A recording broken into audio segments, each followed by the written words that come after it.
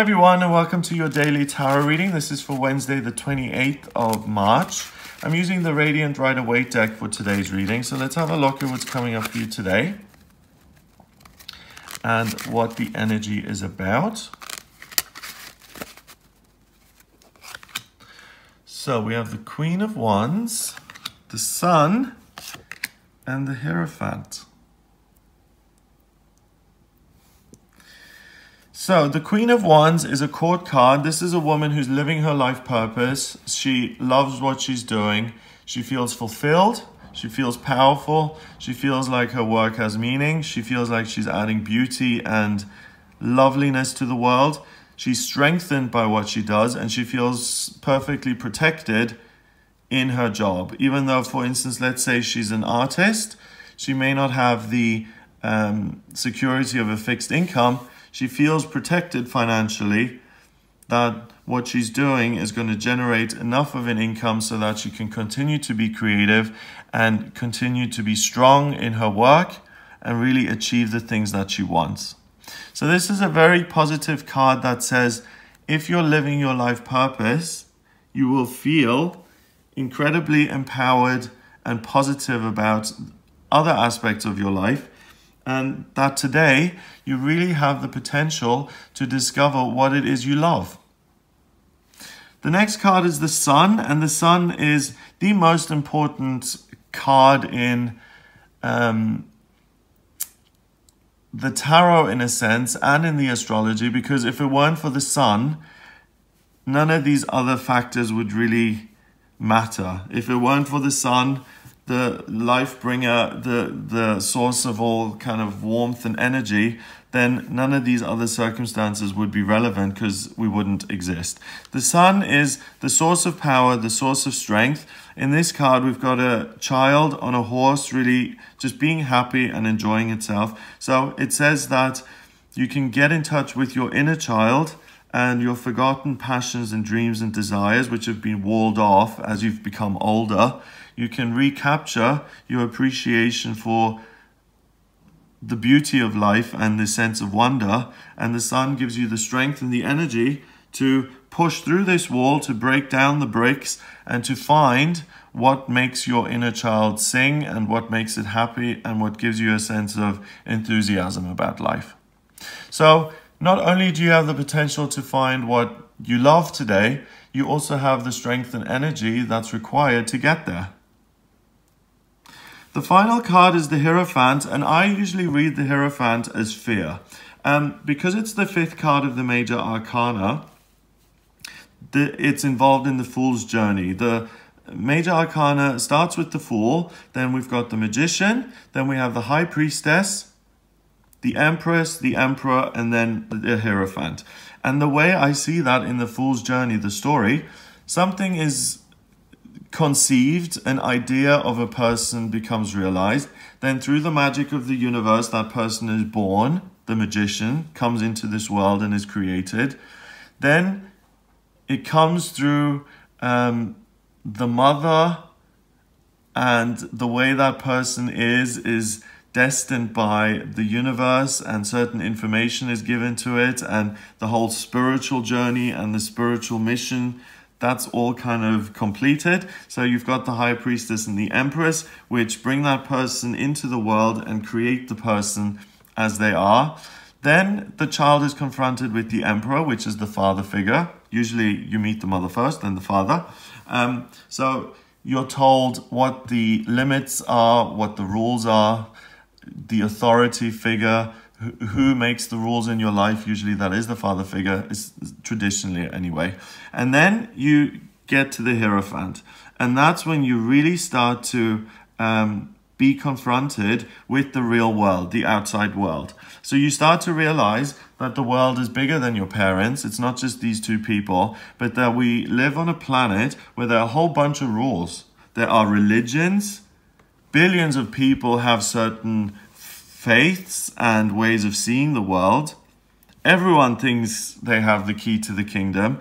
Everyone believes that they have the direct line to something called God, that there's a higher power involved. So with the Hierophant, you start to really be confronted with this very complex planet that we live on, and this child that's been so carefree and just enjoying its parents and enjoying life and the process of life is now confronted with this whole other scene that it has to kind of make sense of. And it also realizes that there are certain supplicants to the powers that be, that there are certain things on our planet, ways of seeing the world, ideologies, religions, ways of thinking that are powerful. So you've got Christianity, and you've got the Western financial world, and you've got male kind of behavior and female behavior, that we live in this very complex society, and that each one of these powers has lots of followers. So there are, you know, billions of people who believe in Catholicism. Then there are lots of people who have a right-wing agenda, for instance, and that's the ideology that they subscribe to. And when you're a child, and when you first start to realize this, you start to understand that you're going to have to find a way of fitting into this, or that you as an individual are going to be treated a certain way because of who you are, which you didn't realize before. So if you were born a girl and you start to realize this, and up until now you dreamt that you were going to, you know, be the big boss of a company and that you were going to be in charge of a business, when you start to realize how the world works, you realize that, yes, you can still be the boss of a company and build your own thing and be in charge, but you're also going to realize that there are a lot of men in the world who will oppose your dreams.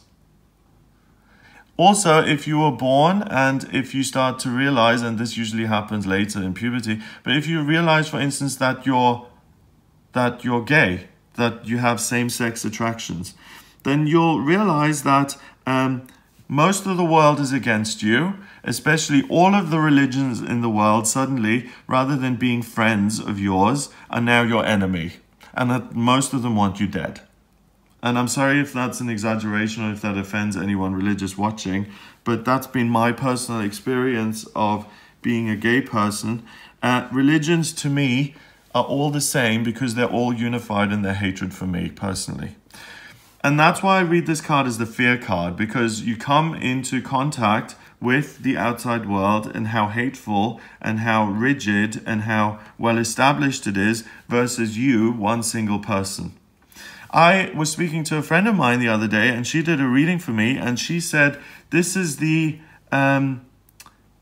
coming together card. It's like the marriage card, she said, because you have the keys coming together, you coming together with an institution and being part of that institution. So she obviously has a less damaged view of institutions and how they treat people, because maybe she's fit into institutions more easily and she's been accepted.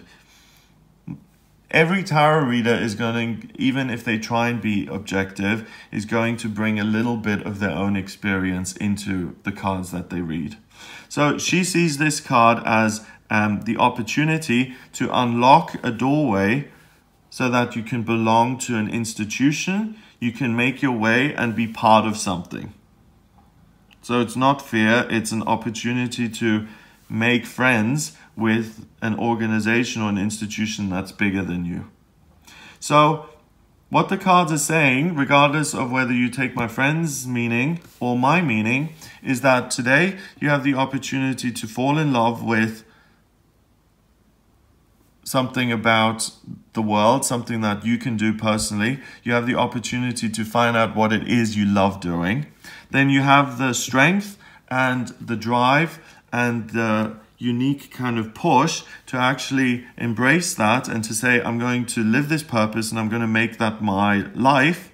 And then finally, because you have so much energy, one, you have the ability to push through any fearful blocks that you may have. So it may be that, okay, I want to be a psychic artist, but the Roman Catholic Church doesn't say that mediums are allowed. I have so much power and belief in myself that I'm going to push through that belief and I'm going to do it anyway.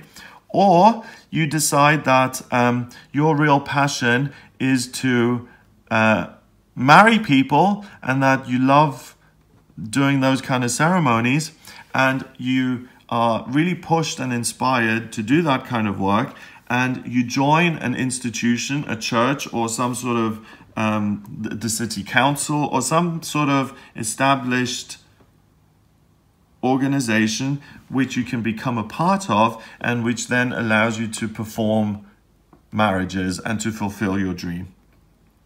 So whichever way you look at that final card, you have what it takes to really push and self-actualize and to discover what it is you love and then to put that into practice. Number-wise, we've got 19 and 5 is 24 and 1 is 25. 2 and 5 is 7 and 7 is about mind and creativity. So on an intellectual level, you're being shown what it is you love and what you care about. On an intuitive, emotional level, you're also being shown what that is. You get to be creative about that and think about how you're going to make that a real thing, and you'll have the energy to push that forward and to realize it and to put it into practice. So this is an amazing day of, bam, you're becoming the person you want to be.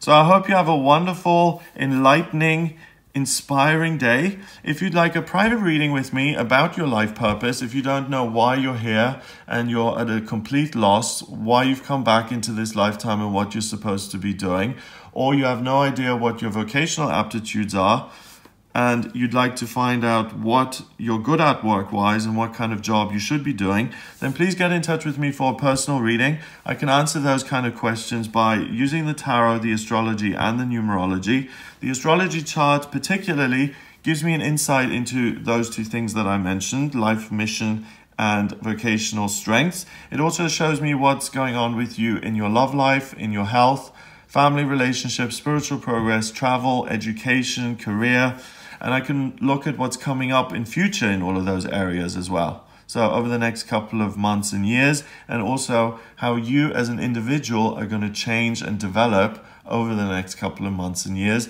and what's going to be important to you in 2 years' time, and what's important to you now, and how you're going to develop and alter that as you go along. So if you are interested in a private reading with me, then please do get in touch via the website, gregoryscott.com. Please remember to subscribe to this YouTube channel, and I'll speak to you tomorrow.